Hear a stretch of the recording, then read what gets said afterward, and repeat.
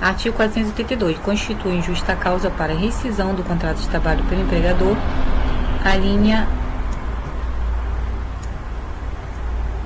L. Prática constante de jogos de azar.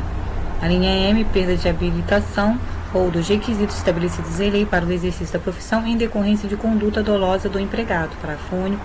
Constitui igualmente justa causa para dispensa de empregado a prática devidamente comprovada em inquérito administrativo de atos atentatórios à segurança nacional. Artigo 483. O empregado poderá considerar reincindido o contrato e pleitear a devida indenização quando a for exigido serviços superiores às suas forças, defesos por lei contrários aos bons costumes ou alheios ao contrato. B. For tratado pelo empregador ou por seus superiores hierárquicos com rigor excessivo. Inciso C. Correr perigo manifesto de mal considerável. Inciso D. Não cumprir o empregador as obrigações do contrato. Inciso E.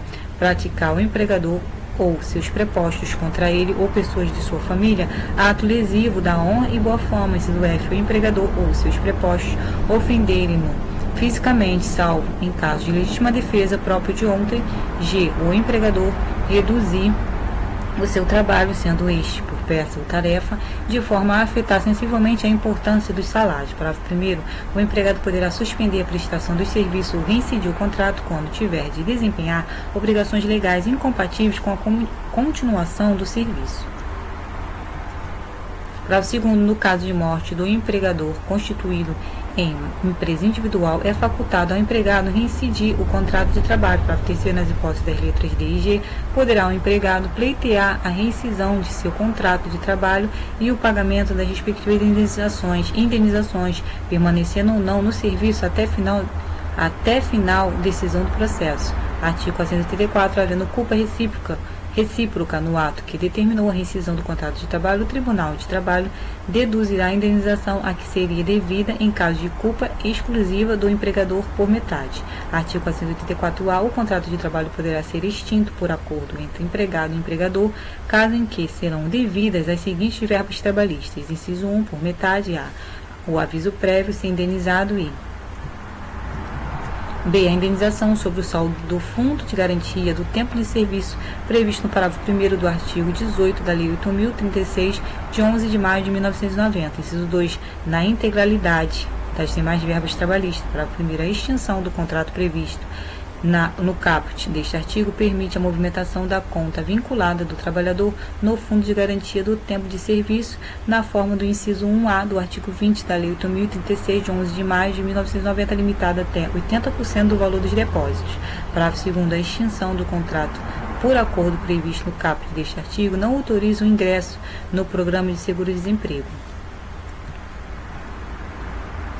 Artigo 485. Quando cessar a atividade da empresa por morte do empregador, os empregados terão direito, conforme o caso, à indenização a que se refere o artigo 477 e 497.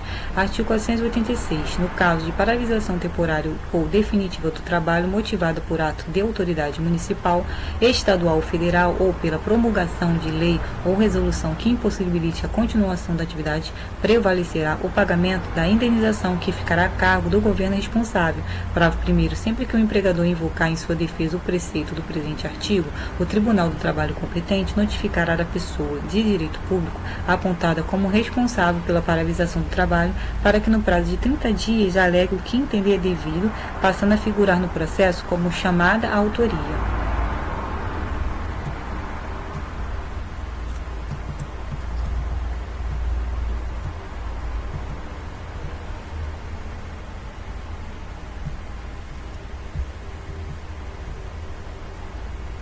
Parágrafo 2º. Sempre que a parte interessada afirmar em documento hábil invocar defesa baseada na disposição deste artigo e indicar qual o juiz competente, será ouvida a parte contrária para dentro de 3 dias falar sobre essa alegação.